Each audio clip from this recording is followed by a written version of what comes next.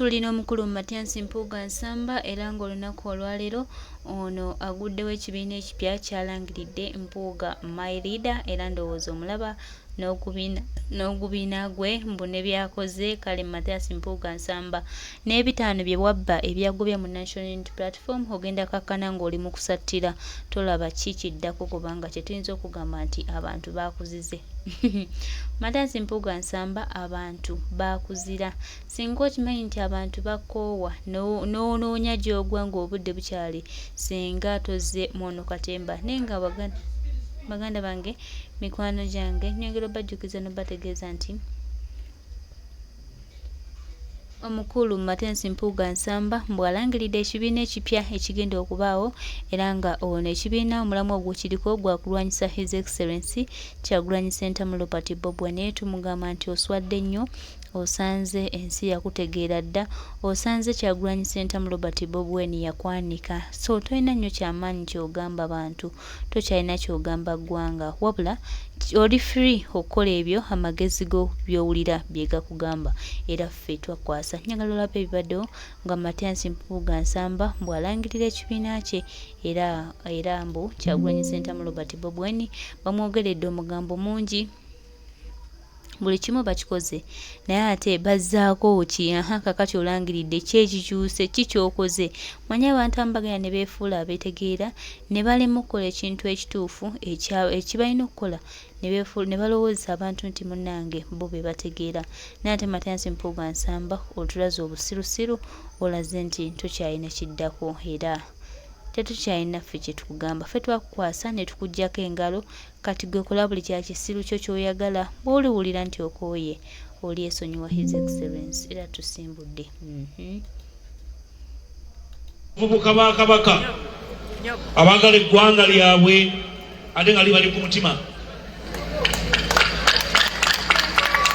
yampeereza ttiimu n'ansaba ng'agala tukole ffenna n'agamba nja kutambula naawe tukyuse abavubuka mu Uganda ne mu Buganda tubazze ku mulamwa nange ne mugamba nja kukwatako tubakyuse tubazze ku mulamwa ne tugamba tujja kukola n'ekiwandiiko ekitongole tujja kutambula okuva ekisolo okutuuka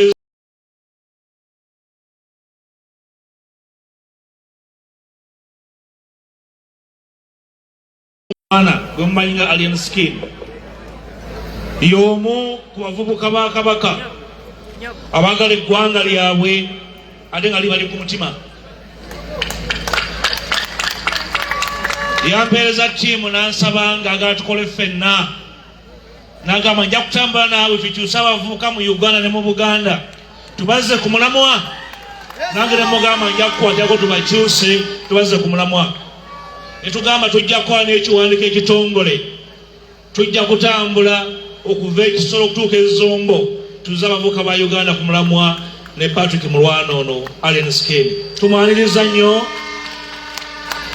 kamawo okuwa ensi obubaka bwange ajja kujja ababuuzeeko ndowooza abakwalira ekimusinga okumwagalako bwe guli kanugende mu maaso. Just like I was observing at the beginning of my statement, that there is time for everything. And in politics, timing is very, very important. I have been thinking through this moment over the last couple of months. I've been consulting over this moment with the young, the old, the women, the youth, the children, the religious leaders, cultural leaders. I have consulted, which is why some months back the world was waiting to hear from me, asking Mpuga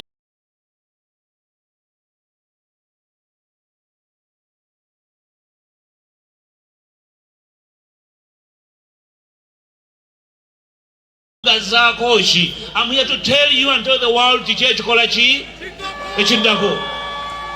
And I want you to listen. Probably in our lifetime, we shall not have occasion to ourselves as to the afflictions, to the challenges, to the inhibitions that we have encountered in trying to engender the kind of democracy that we have desired over time. No doubt, you all know that my life and the life for most of you has been a life of struggle in trying to bring the best out of ourselves and the best out of Uganda, so that the bequest that Uganda will become, that the heritage that Uganda and the rest of Uganda will become, will be one we can bequeath to generations.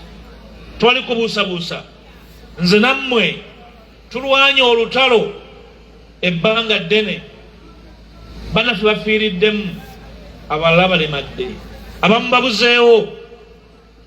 There's no sight that clarity at the end of the tunnel is visible.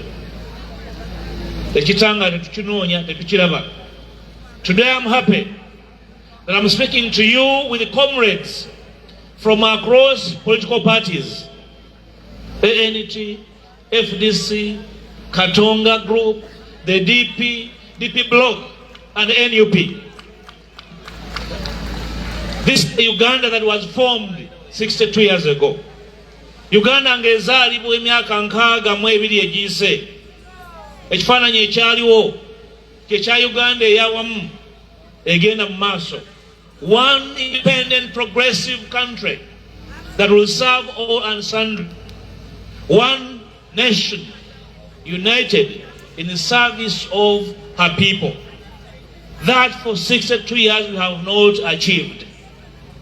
And sadly, one single person has been at the helm of the state for 40 years. I am 49 years. Someone has ruled for 40 years. He came to power when I was barely 9 years, in primary 4. It's a shame. Okufuga banne emyaka 4 kya bujega. Okubalemerako kya buyaye. Obutawa kkubo lye tugenda kukwata kya bugwagwa. I'm here to invite you to join me, to join my leader team, to join the DP Bloc, to join the whole alliance my brother Chamunda has talked about, into one single file of struggling Ugandans for a better country. And I can tell you, we have missed a lot of opportunities. We have lost time, backbiting each other, backstabbing each other, instead of serving the enemy of our common peoples.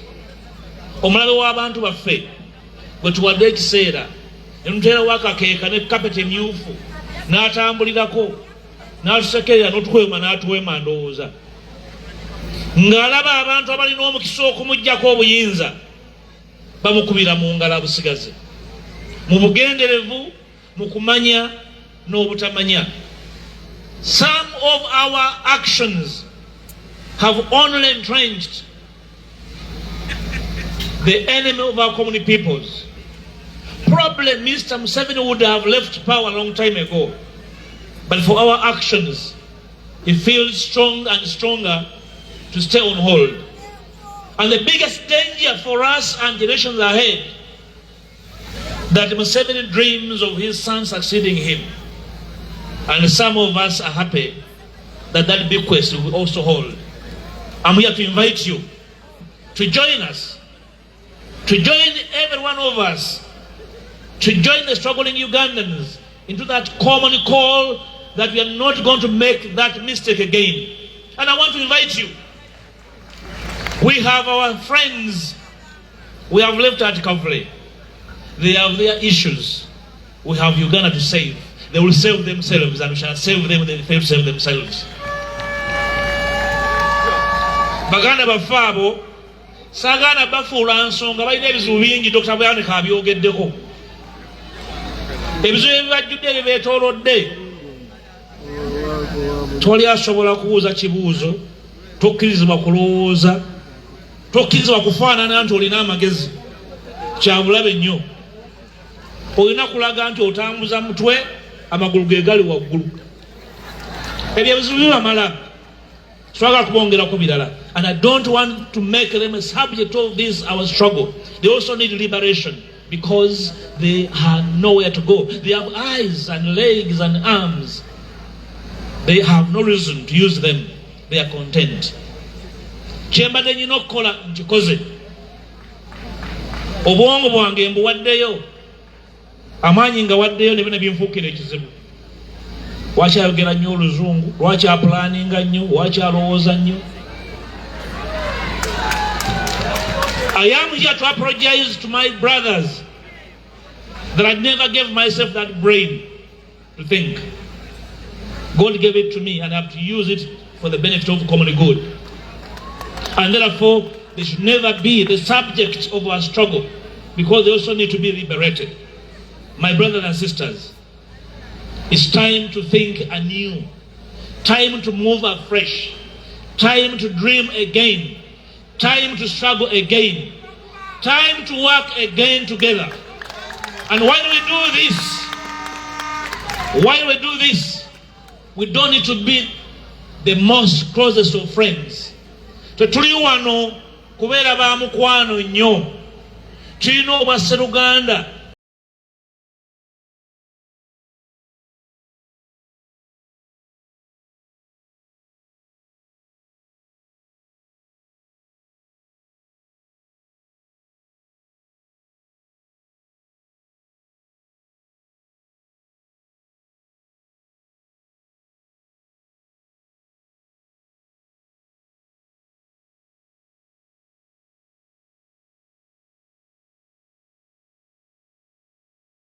I am here to apologize to my brothers that I never gave myself that brain to think. God gave it to me and I have to use it for the benefit of common good. And therefore, they should never be the subject of our struggle because they also need to be liberated. My brothers and sisters, it's time to think anew, time to move afresh, time to dream again, time to struggle again, time to work again together. And while we do this, we don't need to be the most closest of friends. Tetuli wano kubeera ba mukwano nnyo. Tulina obwa Sseruganda nga bannayuganda. Tulina obwa nnyinoomu ng'abantu abalina ebirooto ebimu. Tulina obwa Sseruganda ng'abantu abagenda mu lugendo olumu. Ekyo kitumala. Omukwano tujja gunoonya nga tumaze okutegeera nti obukulu bwa byonna kununula ggwanga. Therefore, tujja kukola n'abantu bonna nga si mikwano gyaffe naye nga tugenda olugendo luki. Tetugenda kuggala luggi lwonna. Tugenda kukonkona ne ku nzigi ze tulowooza nti z'abalabe baffe. We shall knock on the doors of our enemies for the sake of this country. We shall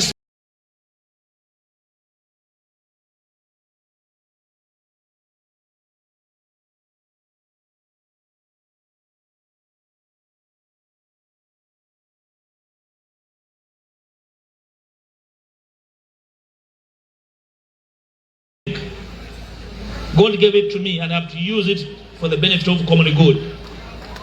And therefore, they should never be the subject of our struggle because they also need to be liberated. My brothers and sisters, it's time to think anew, time to move afresh, time to dream again, time to struggle again, time to work again together. And while we do this, we don't need to be the most closest of friends. Tetuli wano kubeera ba mukwano nnyo. Tulina obwa Sseruganda nga bannayuganda. Tulina obwa nnyinoomu ng'abantu abalina ebirooto ebimu. Tulina obwa Sseruganda ng'abantu abagenda mu lugendo olumu. Ekyo kitumala. Omukwano tujja gunoonya nga tumaze okutegeera nti obukulu bwa byonna kununula ggwanga. Therefore, tujja kukola n'abantu bonna nga si mikwano gyaffe naye nga tugenda olugendo luki. Tetugenda kuggala luggi lwonna. Tugenda kukonkona ne ku nzigi ze tulowooza nti z'abalabe baffe. We shall knock on the doors of our enemies for the sake of this country. We shall speak to the people who ought never have spoken to for the sake of our alma mater, for the sake of our children. Tujja kwogera n'abantu betolowooza nti balowooza kitono, n'abo abakufu, n'abanyiivu ennyo, n'abasanyufu ennyo. Abantu abo ab'emirundi ena ab'obulabe bemumanyi obulungi, abanyiivu ennyo n'abasanyufu ennyo, abayere ennyo n'abakufu ennyo. We shall look for them, speak to them, and ask them that we have one job to do to save this country from going down the abyss. This is the job me and you are here to promise. This country is a suffering nation, the sick country. People are sick, people are tired, people are injured, people are harmed. People need to be healed. We need healing. That healing must come from our common unity of purpose to deliver one single mission, saving this country from going under the abyss. A few months back, I proposed to my colleagues in Parliament and the Parliament that we are going to engender a new framework that will give us a new outlook in the coming elections. Most of you are eager to participate in the next coming election. But then you ask, what difference would it make?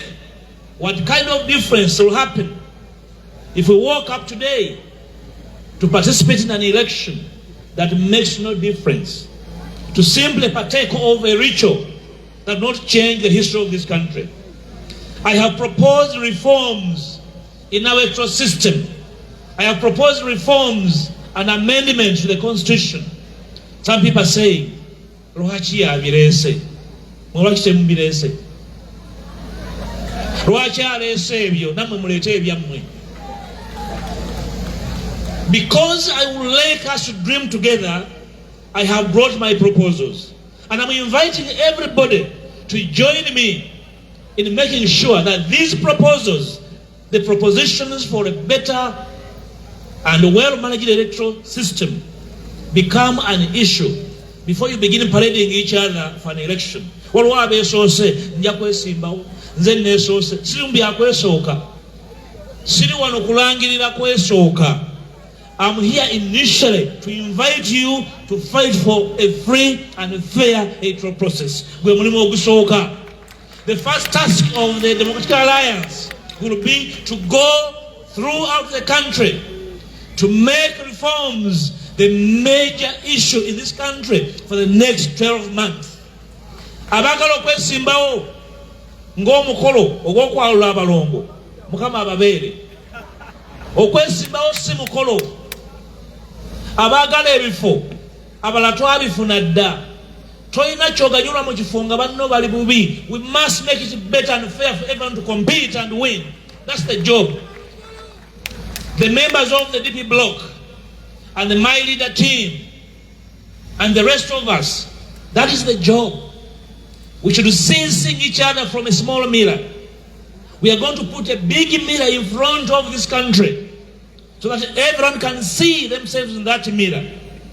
And everyone nene maaso ga bannayuganda. Buli omu ng'alengeramu okutuukwe, eriiso lye oba enviiri ze. This is a big country. It's a wealthy country. Si kyalo kya muntu omuntu asolozeemu obusuulu. We want to redefine our politics. I can see lots of younger people here who have dreams and aspirations. This alliance is your dream, is your home. Abavubuka abato abakyalina ebirooto nga tolina mbuzi na nte zakutwalira bakatonda bakunaba ebyobufuzi. This is your platform. Munaawongayo ki? Wali abawongayo enkoko, wali abawongayo ente, buli abatwala amatooke, buli abatwala ensawo z'omuceere n'ebitereke ebirimu ebinyooka. Kakati mwe munaabijjawa.